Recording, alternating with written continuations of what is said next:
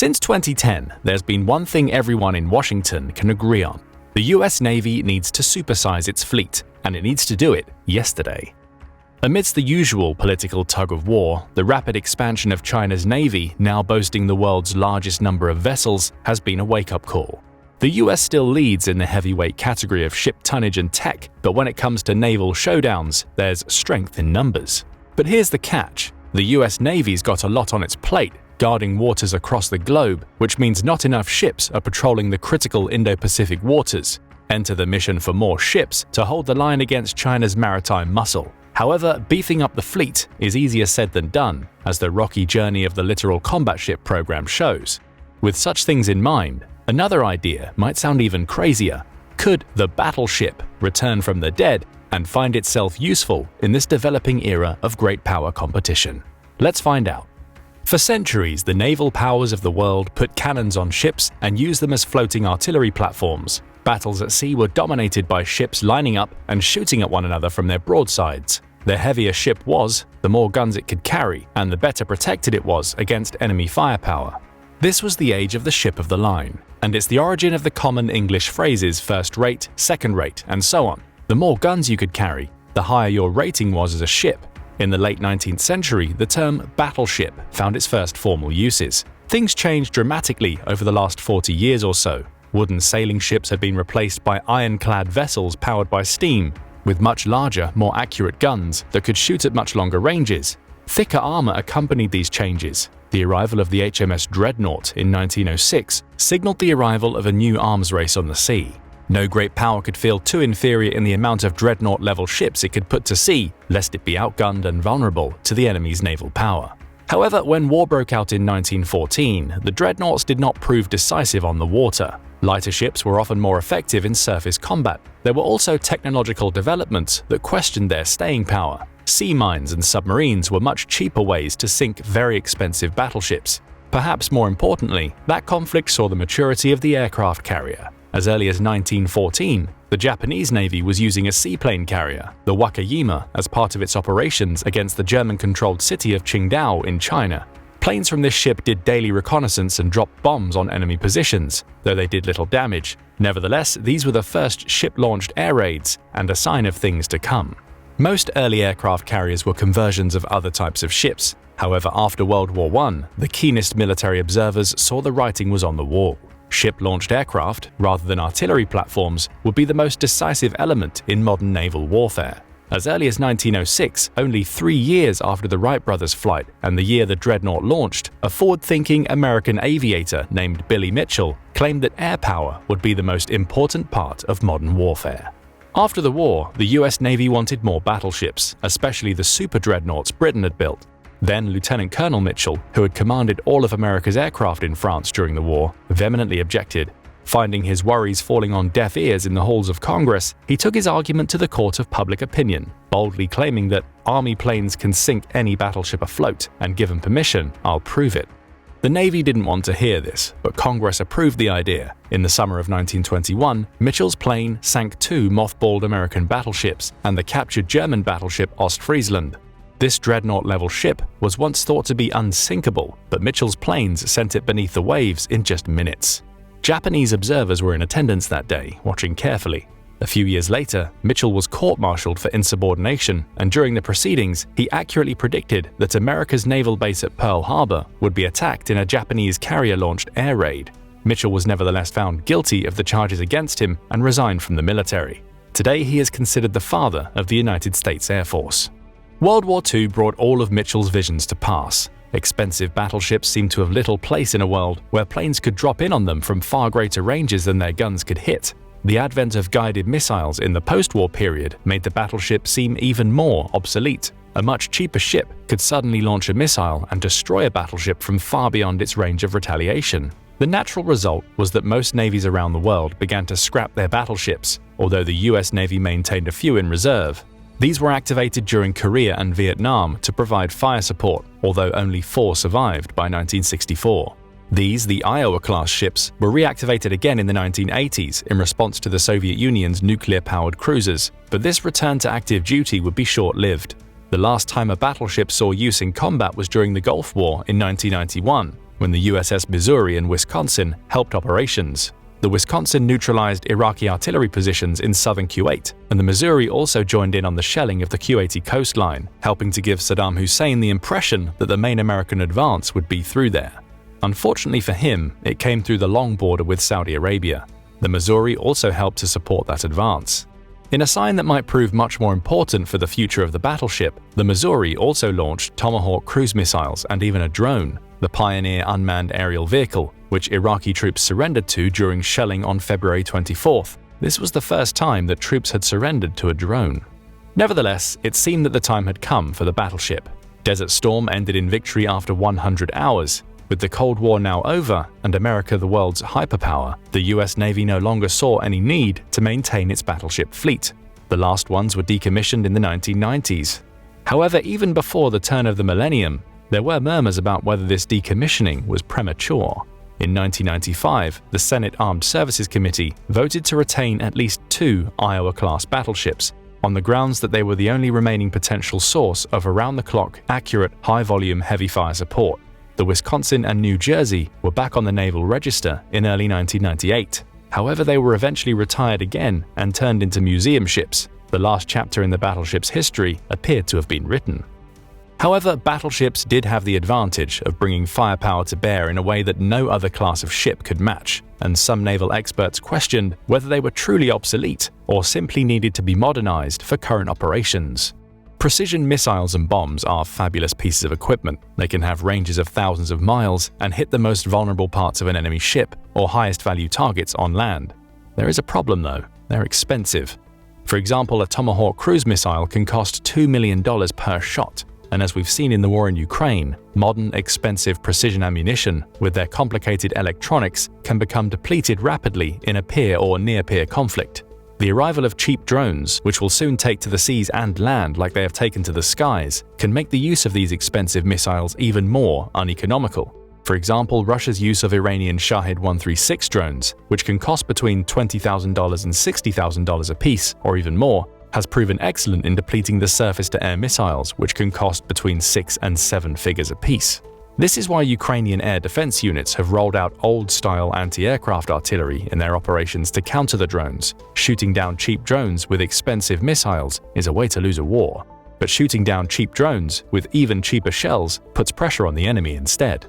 Some thinkers in Washington have much the same ideas when it comes to battleships. A 5-inch shell coming from a ship's gun, for example, costs a few $100s apiece. Additionally, modern precision weapons rely on a web of interconnected pieces of technology to hit their targets. For example, GPS-guided bombs rely on the GPS satellites to make their maneuvers. Surveillance aircraft and drones give coordinates to weapon systems via electronic means and so on. If any one of these systems were to go offline through a kinetic, electronic, or cybernetic attack, these expensive weapons are also imperiled. At best, they will be much less effective. At worst, useless, and millions of dollars spent on nothing.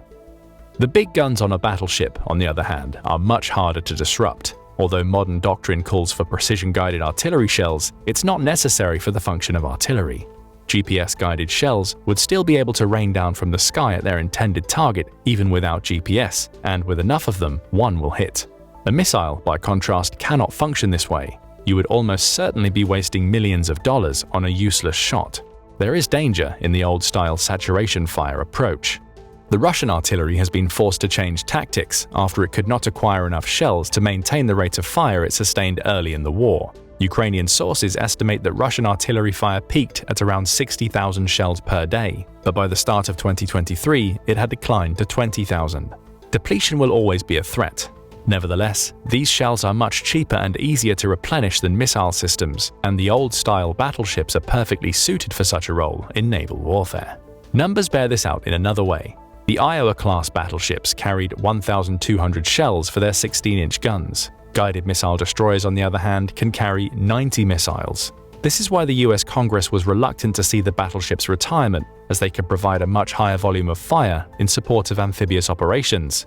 Battleships would need to face far more exposure to enemy fire to carry out this mission, as their guns can only hit targets about 24 miles away compared to missiles which can fly for hundreds or even thousands of miles. But in a peer or near-peer conflict where the volume of fire would far exceed anything else seen in the War on Terror, the battleship, or at least something like it, is getting a second look. The first hints that floating artillery was getting a second look was through the Extended Range Guided Munitions (ERGM) program for the 5-inch guns of US Navy ships. This was a 15-year program that developed precision, guided rocket-assisted artillery shells that could reach ranges of about 70 miles. However, the program was cancelled in 2008 after poor results. These were the days when the War on Terror was near its height, and creating this weapon did not seem necessary for the type of fighting taking place. The Navy made a second attempt with the Advanced Gun System, which was attached to the program that eventually became the Zumwalt-class destroyer. The AGS could fire a round called the Long Range Land Attack Projectile (LRLAP). This weapon performed better than the ERGM. It could fire a 155mm shell to a range of 85 miles. This, combined with the Zumwalt's low radar cross-section, gave the new vessel the ability to combine firepower with stealth, making them attractive prospects for high-volume fire support in amphibious operations. Each of the Zumwalt-class destroyers was supposed to have 2 of the AGS guns on board, and it would have been the largest shipborne gun since World War II. However, an initial order of 32 Zumwalt-class ships dwindled to only 3. This scaling back of the program meant that the LRLAP could not be acquired at an economy of scale. Costs ballooned to $800,000 per shot, and ammunition for it had not been stockpiled. By early 2021, the Navy was exploring the option of replacing the AGS with hypersonic missiles. With these obstacles, it again looked like the idea of floating firepower would be dead. Still, the brass in the US Navy believed that fire support could not be abandoned entirely, and the experiences in Ukraine will have no doubt strengthened that opinion. With China's growing anti-access area denial (A2AD) capabilities, the Navy felt that it was imperative to develop a countermeasure that would work in an environment where electronic warfare could shut off precision missiles or threaten the movement of aircraft. In 2013, as China accelerated its military buildup under the leadership of Xi Jinping, a company called Huntington Ingalls Industries proposed to convert the San Antonio-class amphibious transport dock into an arsenal ship capable of carrying 228 vertical launch cells for missiles. In 2016, the move received additional study, but as studies often go, this one was never made into reality. Then, between February and July 2022, the US Navy proposed another solution that at least partially resembled the battleship in function, if not in form. The final proposal, which varied in number between those months, was for a fleet of 96 large surface combatants by 2045, ships which would be bigger than the Navy's current cruisers and destroyers, but not classified as battleships. Although the details are still scarce, this platform would be capable of hosting hypersonic missiles and direct energy weapons. In this regard, the new ships would be the reversal of a trend that had emerged since World War II. Aside from aircraft carriers, whose lethality increased with their size thanks to the ability to carry more planes, other classes of ships got smaller. The principal surface ships of the US Navy of today displaced less than a quarter of the tons of World War II-era battleships. Armor was often seen as an unnecessary and expensive item thanks to the advent of precision missiles. Even though these weapons had less penetrating power than the largest shipborne artillery, their ability to attack critical areas meant that the improved lethality of bigger ships was enough to offset their vulnerability. However, with the advent of new, more energy-intensive technology, bigger ships might deserve a second look for reasons beyond their ability to carry more weapons.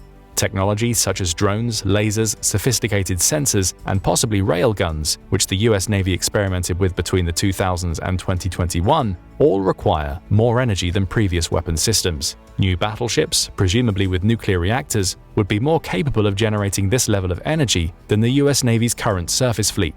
Additionally, a new fleet of battleships that can carry more missiles would better combine lethality and survivability than they had been able to in the past. But it's the rise of A2AD strategies which may force a return to the retro. Newer ships need to anticipate taking punishment in the form of electronic warfare, missiles, torpedoes, drones, and so on. Battleships would not be immune to any of these, but their size would enable them to carry more offensive and defensive weapons. A ship with the ability to stay afloat in the face of an attack and go on to provide a large amount of supporting fire to an operation in critical territory is a possible answer to the new A2AD environment, and the battleship might be the most ideal vessel to conduct such operations. Imagine a large, powerful vessel, carrying a lot of weapons coming under attack from enemy missiles. While one of them hits, others are shot down and the ship stays afloat. It's damaged, but its operations are not impeded. It then goes on to dish out its own weapons against the enemy, including a lot of missiles, drones, and shells. That sounds like a 21st century version of the battleship. Don't expect the US Navy to recommission the 8 battleships it still has and has turned into museum ships though. Doing so would require a massive makeover as they're all old. The 4 Iowa-class battleships, which were the last to be retired, are the best candidates for a possible revival. However, they would all require extensive repairs, and they lack the spare parts needed to make them combat-ready again. Instead, an entirely new class of battleship would need to be constructed. The Navy has experience with this. In the 1980s, as the Iowa-class battleships were reactivated, the Navy drew initial plans to create something new out of them. One proposal was for a nuclear battleship. This would have been a complete overhaul of the reactivated Iowa-class ships, equipping them with nuclear reactors, replacing their guns with anti-aircraft and anti-submarine missiles, and even arming them with Regulus II nuclear-tipped cruise missiles. Another proposal was for a battle carrier. As part of the Reagan administration's reactivation of the Iowa-class ships, they were modernized with Tomahawk missiles, Harpoon anti-ship missiles, and Phalanx defense guns. But there was a second phase. It called for removing the rear 16-inch turrets on these ships. In their place would be ski jumps to get Marine Corps Harrier aircraft into the sky. Each battleship would be capable of carrying 20 Harriers. There would also be a field of missile silos capable of holding anti-air or Tomahawk missiles. However, these plans were scrapped as well, partly because of an inefficiency we haven't yet mentioned: crew size. Iowa-class battleships required a crew of 1,800 sailors. This was less of a problem in the days of mass conscription like World War II, but with an all-volunteer military, staffing them became much more of a problem. Smaller ships with fewer sailors and longer-range precision strike capabilities seemed to make the most sense. As a result, the battle carrier never saw the light of day. Nevertheless, the Navy does have a problem on its hands. Supporting amphibious operations has always been one of the most important missions, and the Marine Corps has always been keen on having a ship that could lay a huge volume of fire on the enemy to support their operations. The landings at Incheon in the Korean War served as a good example. In the age of A2AD, which can even more rapidly deplete ammunition, having a floating platform that can provide a large amount of cheap, easily expandable fire support munitions is becoming more important. Such an asset is critical to maintaining enough momentum and force projection to overcome an A2AD environment. Do you think the battleship or something like it might be on its way back? Or is it just the latest chapter in a fantasy book that's been written more or less since the end of World War II? Don't forget to let us know in the comments. Now go and check out China's brand new aircraft carrier versus USS Gerald R. Ford supercarrier, or click this other video instead. Also, make sure to hit the like button and subscribe to the channel for more military analysis from military experts.